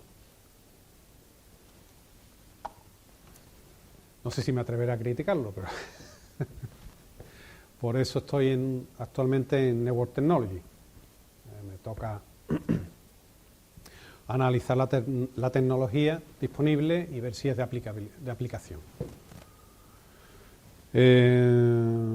¿Por dónde voy? Esto es para avanzar. Vale, hemos dicho que hay toda una actuación, unos procedimientos por parte del centro de control de baja, avisos que entran por el CAT, información que llega de la red y que al final puede resultar que sea realmente un incidente en la red. En estos casos, el centro de control de media, la mesa técnico de operación que tiene asignada esa instalación, mediante lo que vimos antes que era la asignación de áreas de responsabilidad, que no es más que un registro de la base de datos que dice soy de Aljarafe, soy un elemento de la red de Aljarafe, o soy un elemento de la red de Costa Sol, de la Costa del Sol.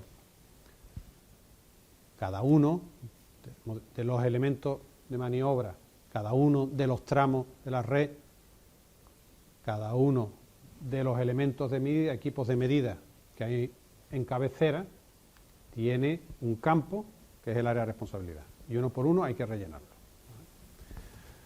Están todos rellenos. Hombre, se heredan. Evidentemente no hay que ir rellenando todo a mano, que ya los sistemas... ¿Me queda mal? ¿Voy mal? Bueno, pero esto es importante y la parte del telecontrol y la última parte de la seguridad y las protecciones, la seguridad y los planes de contingencia, etcétera, os le miráis en la presentación. ¿Vale? ¿Cómo se actúa sobre una línea de media tensión? Bueno, ¿y qué hora? ¿A todo esto a qué hora es? Menos cuarto. ¿5 minutos? 5 minutos. ¿Cómo se actúa se trabaja cuando hay un incidente en una línea, pero evidentemente no sabemos dónde? A través del CAT y por llamadas de cliente podemos ir averiguando algo, pero cuando afecta a lo que es en sí al feeder y si no tenemos protecciones intermedias, elementos automáticos intermedios, que aquí en Endesa tenemos más bien poco o ninguno, mientras que en el modelo Enel es todo lo contrario, pues se queda toda la línea fuera. Hay un cortocircuito, se queda toda la línea fuera y hay que actuar para buscar la avería. Lo que no vamos a hacer es enviar a alguien que vaya abriendo puerta por puerta, cada uno de los centros, para ver dónde está el problema, o mirando todo, si hay humo por algún sitio. También por el CAT entra, oye, hay un incendio, está saliendo de una arqueta un humo negro. Bueno, pues ya más o menos sabes por dónde va la cosa. Para eso sirve, por ejemplo, la cartografía, ¿vale? El esquema cartográfico sirve para que si te dicen que hay una arqueta con humo negro, pues mira, esto va a ser tal feeder, ¿no? En tal subestación y tal. Pero por supuesto también te ha disparado el interruptor. Sabes cuál es la subestación afectada. Pues se definen, para eso, a ese efecto, se definen determinados centros de transformación como elementos de primera maniobra, elementos de segunda maniobra. Y siempre hay un elemento que se llama frontera estándar, siempre que la línea no sea radial, es decir, en media suele estar todo mallado, excepto en red muy rural. Creo que eso lo habéis visto también, la diferencia entre las redes, la urbana, semiurbana y la rural. Entonces, en principio tenemos identificado la primera, la segunda maniobra. Si la línea es muy larga, tenemos una segunda maniobra A, una segunda maniobra B, y tenemos un elemento abierto y por el cual podemos reenergizar la línea desde otra subestación. ¿Vale? La red de media es mallada, se explota de forma radial. Se prueba en este elemento, se abre, se vuelve a cerrar en cabecera y si se mantiene, si no vuelve a disparar, es que en este tramo no está el defecto. ¿Vale? Pues ya hemos ganado todo eso. Pero hay que volver a provocar el fallo. Volvemos a cerrar, a abrir, perdón. Tenemos los...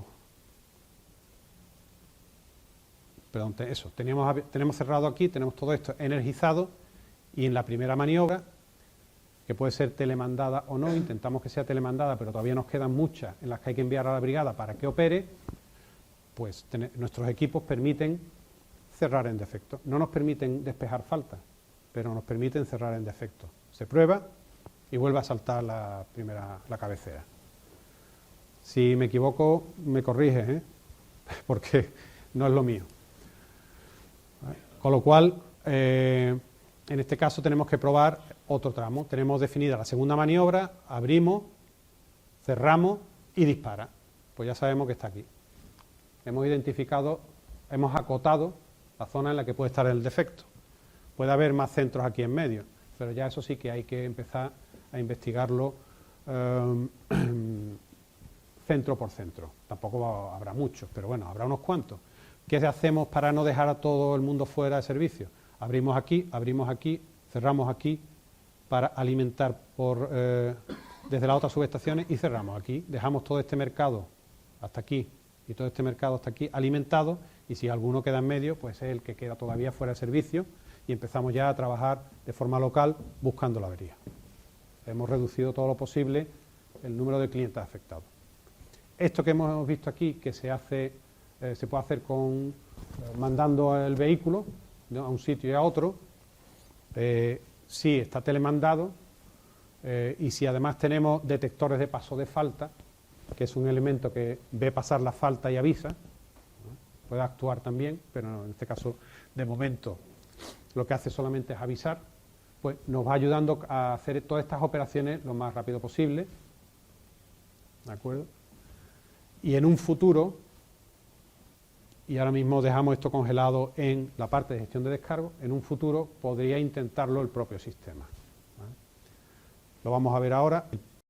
Eso es lo que entenderíamos por ADMS, Advanced Distribution Management System, que es un DMS en el que ya empezamos gracias a la ejecución continua del reparto de carga, que va, digamos, resolviendo la red con anticipación.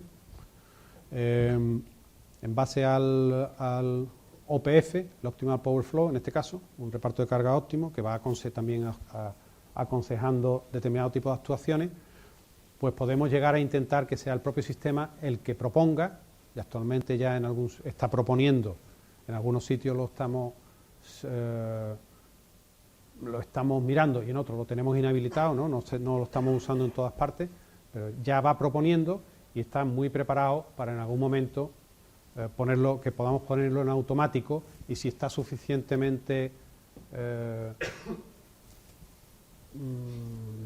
instrumentada, si tenemos suficientes elementos de maniobra, dispositivos de maniobra telemandados y detectores de paso de falta, podría incluso llegar a hacer toda esta secuencia solo el sistema solamente y el técnico de operación estar vigilante para pararlo en caso de que hubiese cualquier mal funcionamiento, ¿no? Lo primero que hace evidentemente el sistema es verificar que todos los condicionantes se cumplen. Por ejemplo, si hay un autoproductor, que ese autoproductor se ha disparado por la teleprotección, ¿no? Cosas así para que no quede una isla de generación o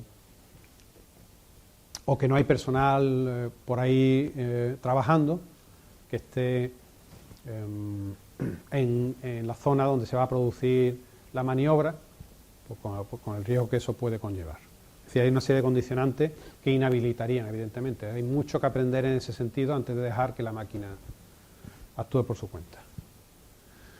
La gestión de descargo, ¿me quedan 1 minuto, 2 minutos?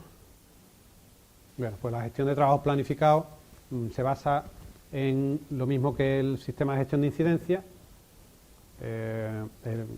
Ya os he dicho que determinados fabricantes crean un único producto, nosotros lo tenemos integrado con la misma base de datos y el mismo sistema de supervisión, el mismo SCADA, y lo que nos sirve es para planificar trabajo, para provocar cortes en la red, pero de forma planificada, avisando a los clientes con el tiempo legal que se permite legalmente y de la duración, planificando todos los que tienen que intervenir y confirmando el centro de control, que es el que autoriza que la red permite esa actuación. ¿De acuerdo? Es decir, que no hay otra incidencia por ahí que provocaría que con nuestro descargo se provoque un apagón no planificado, porque ha habido una avería y hay un tramo afectado por el descargo. En ese caso no podemos maniobrar alimentando, por ejemplo, desde la otra subestación, cerrando en la frontera. Si cerramos la frontera podemos abrir algún tramo de la línea de media tensión y trabajar sobre él. Si está afectado por una incidencia no podemos hacerlo. De eso se ocupa el centro de control, que es el que finalmente autoriza el trabajo, ¿vale?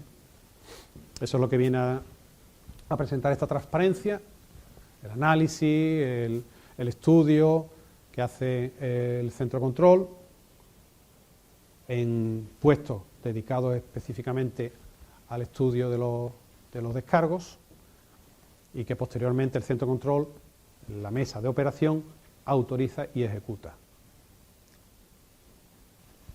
Bueno, estos ya son ejemplos operativos, y aquí es donde os venía a hablar de lo que os he contado ya, que era el tema de la ayuda a la reposición del suministro, apoyándose en cálculo exhaustivo continuo del OPF, para actuar sobre, por ejemplo, baterías de condensadores para hacer control de tensiones, o la reposición automática del suministro en base a los dispositivos de maniobra telemandados y los detectores de paso de falta. Seguiremos trabajando en estas aplicaciones, y lo que venía a continuación pues lo dejamos ya para otro año, que es el telecontrol, o para clase. Bueno, creo que lo habéis visto ya un poco rápido, pero habéis pasado por el tema del telecontrol y la seguridad. La seguridad, lo único que he comentado antes, que existe un plan de contingencia, de tal manera que tenemos nuestros entornos duplicados en sitios geográficamente separados, de tal manera que no dependemos solo de un entorno, de una ubicación física, y podemos conmutar el servicio a la otra ubicación física, bien en operación remota o bien trasladando al técnico de operación a esa otra ubicación física, y de esa manera continuar con la operación de la red. ¿De acuerdo? Y el tema de la seguridad, ciberseguridad, que ahora mismo está, cada vez nos aprietan más, nos tienen más vigilados, desde el Centro Nacional de Protección de Infraestructuras Críticas, que pertenece al Ministerio del Interior y está compuesto por Guardia Civil, Policía Nacional, etcétera, etcétera, y que lo que buscan no son policías, no actúan de momento como policías, actúan, digamos, intentan ayudar de manera de que, mediante, estando informados de los sucesos, de lo que ocurra, pues apoyarían como sea necesario. En algún momento pues llegarán a convertirse en auditores. Y con esto, pregunta. Un año más me quedo corto. Así que... ¿Qué quiere decir? Una pregunta para que se oiga también. ¿Una pregunta?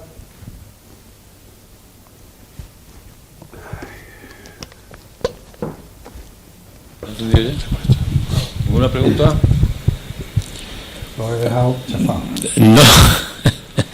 Bueno, es curioso porque lo que tú llamas advance, quizás efectivamente la parte más interesante se ha quedado al final ahí, no ha dejado con la gana de oír la parte final, ¿no? Porque es quizá la que más le interesa a ellos como estudiantes de máster y algunos de ellos estudiantes futuros de doctorado también.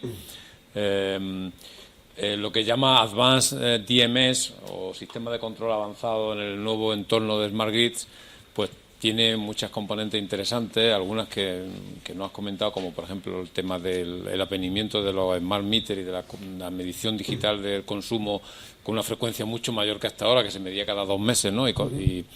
Y pues no sé, sorprende, por ejemplo, digamos, el desfase, el gap que hay todavía entre los desarrollos teóricos y no tan teóricos, porque están bastante bien constatados experimentalmente, y la realidad industrial que va muy por detrás. A modo de ejemplo, tú has comentado ahí simplemente la última transparencia, pues un sistema automático que en base a un OPF te conecte o desconecte la batería de condensadores para que el perfil de tensiones sea razonable y los flujos de reactiva con el transporte sean los buenos. Joder, eso ya existe desde los años 80, es decir, hay papers del año 70 incluso, diría yo. Entonces, que todavía eso no esté implementado en la alta tensión al menos, en la subestación, o sea, o en la media incluso, es realmente demoledor para los que nos dedicamos a esto, ¿no? Quiero decir. Pero entonces tendré que insistir más en la introducción, que es donde el año pasado me dediqué mucho tiempo, porque ahí es donde se entiende el por qué vamos tan detrás, y además insisto en ello en el tríptico. Vamos a ir siempre muy por detrás de lo que es la evolución, digamos, lo que son los desarrollos tecnológicos o la investigación. Vamos a ir siempre muy por detrás, porque dependemos de esa retribución que es la que nos permite invertir. Pero no solo de eso, sino de la seguridad. Somos ya actualmente, o sea, somos totalmente estrictos en materia de seguridad. Y no vamos a dejar que una máquina haga actuaciones cuando hay personal en campo, porque es que... Bueno, son dos cosas diferentes. Efectivamente, que se haga todo fully automatic, efectivamente es delicado. Pero al menos que el operador se base y utilice esa herramienta de OPF para conectar o desconectar los condensadores y no conectarlo o desconectarlo con un temporizador o con un... Eso sí está. O sea, el operador... El sistema propone. Vale. El sistema propone actualmente. Ya, vale. Tanto a nivel de telemando de batería, aunque ahí el Telbat sí está en automático. El telemando de batería sí está en automático en algún centro de control. No está en todo. Ya. Porque es que conseguir que el modelo esté definido adecuadamente para que converja en todas situaciones, en todos los casos, es complicado, ¿vale? Pero en algún centro de control esa funcionalidad sí está en automático, pero la que no está en automático de momento es la de ayuda, la de reposición automática. Vale. Otra cosa es, por eso, yo no voy a hablar aquí en esta posición nunca de lo que es académico. No. Vale. Para eso estamos nosotros. No. Sí. Pero son cosas prácticas interesantes. Por ejemplo, una curiosidad que sentimos mucho, y alguna vez te la he preguntado, pero algunos son diferentes, por ejemplo, en la alta tensión, por decir la parte más monitorizada y que se sigue con más de cerca, ¿no? Observable. Exactamente. La parte de alta tensión, efectivamente, ¿con qué frecuencia se observa? Es decir, ¿cuánto tiempo tarda vuestro sistema para toda Andalucía? No hablo ya de Endesa, Andalucía. En la Borbolla, ¿cada cuánto tiempo en la Borbolla refrescamos por todas las remotas de Andalucía, de alta tensión? Más o menos, no, si no te lo sabes, quiero decir, aproximadamente. Estamos hablando de minutos, de segundos, de 5 segundos, de 30 segundos. El mundo analógico se actualiza cada 20 segundos y el digital es espontáneo. Sí, el digital es si hay cambio, si no, no, evidentemente. Solo si hay incremento, si hay disparo, ¿no? El analógico es cada 10 segundos. Ah, bien, está bien. Perdón, cada 20 segundos. Pero el tema es que la alta sí es muy observable, pero la media no. Ya. Si no tenemos medidas. Ya. Y lo último que hablas de cyber security, estoy precisamente ahora recibiendo muchos papers para revisar y tal, que se preocupan mucho de la cyber security, pero la pregunta que hago es si los sistemas vuestros no están conectados a Internet, son internos, digamos, son sistemas de comunicaciones de la propia propietarios vuestros, es decir, vuestros canales de comunicaciones, onda corta, en fin, no sé, con los que uséis, ¿no? Como si no usáis Internet no hay ese riesgo de ciberataques, ¿no? O sea, entiendo que el ciberataque estará en la medida en que estéis usando direcciones FTP, o sea, IP y estéis conectados al mundo de Internet, ¿no? O sea, pero el tema en tiempo real de las medidas de analógicas que tú decías que capturáis de las unidades remotas, ahí no puede haber ciberataques. Es decir, no te puede llegar una medida de un flujo de potencia de una línea que esté, digamos, bypass, que esté atacado por un hacker, ¿no? No, pregunto, ¿no? Te lo digo porque me están llegando muchos papers para revisar, como muy académicos, muy teóricos, que muchas veces dicen, bueno, esto no tiene ningún sentido, este problema no existe. O sea, existirá otro tipo de problema. Pregunto. Sí, existe. Estos sistemas hace años ya que no están aislados. Están conectados a red corporativa porque tienen que poner esa información a disposición de toda la organización. seguimos restringiendo, prohibiendo el acceso directo a Internet desde esas redes. Son redes separadas de las redes corporativas y se explotan en burbujas, seguridad en burbuja, y por tanto existe un cortafuego propio entre nuestra propia red de operación y la red corporativa, que también es nuestra, pero existe ese cortafuego. ¿Por qué? Pues porque la zona de oficina, esa red está por toda la zona de oficina, y por tanto, si no estuviese esa protección, podría haber intrusión desde la red corporativa a la red de sistema de control. Por tanto, nos protegemos de nuestra propia red corporativa, ¿vale? El ataque no tiene que ser externo, el ataque normalmente suele ser interno. ¿Qué quiere decir interno? Desde tus propias instalaciones. Sí, pero la pregunta, un operador que está sentado en su silla con una pantalla full graphic allí perfecta, está viendo en un embarrado una tensión que le llega de una unidad remota de esa subestación cada 20 segundos. Sí. Esa tensión que llega y la ve en el embarrado podía marcar, en vez de 69 kilovoltios, algo anómalo marcado por un hacker. Vale, esa es otra red. A eso me refiero. Esa es otra red. Es decir, tenemos la red de, digamos, la red de datos del sistema de control, aislada de la red corporativa, pero tenemos una red de tiempo real, red de telecontrol. Esa red actualmente sigue estando aislada, pero usamos ya redes privadas virtuales de operador que pueden ser atacadas. Es decir, nuestros datos pasan por la red telefónica, la de Movistar y no sé qué, porque usamos medios de operador, usamos antenas EPRS donde hay un tío, no sé, viendo una película. Pero eso en la media, ¿en la alta también? No, en la alta no. En la alta usamos cosas propias, medios de operador para algún backup. No en todos los sitios llegamos con medios propios por dos vías. En algún caso llegamos solo por una vía y la otra vía nos la da una red de operador. En alta. Pero eso está pero ya tenemos redes IP. Es decir, ya tenemos en subestación equipos, routers, switches, que ya sí te permiten siempre desde dentro, ¿vale? O sea, tenemos tanto el uso de la red de operador, que puede ser, de alguna manera, puedes conseguir acceder a ella, es muy complicado, pero puedes conseguirlo, ¿no? Tienes que vencer un montón de límites, de barreras, pero bueno, puedes conseguir, si conoces el protocolo, que es un protocolo estándar, el IEC 60370, el 101 y 104 son protocolos estándar y son conocidos. Pues puedes comprarte un simulador y conseguir engancharte a algún sitio, ¿no? Todavía no es posible, ¿no? Tendría que ser un ataque interno, pero es posible. Los ataques internos son posibles. Externos, todavía no, pero estamos migrando a redes IP. La red IP no es una red propietaria, la red propietaria es cerrada, la red IP, TCP/IP, es accesible a cualquier equipo que hable. Sí, o sea, la diferencia está en que sea una red internet. ¿Algún comentario, alguna duda que queráis preguntar? Estoy mirando aquí por si alguien de los de Málaga se anima con Skype. Pero, parece que en Málaga hay unas 10 personas allí también, pero de momento no sé si hay un cierto retraso, espero que nos estén siguiendo todavía. ¿Y alguna duda mientras tanto? ¿Algún comentario? ¿Alguna curiosidad? Aparte de la batallita del abuelo.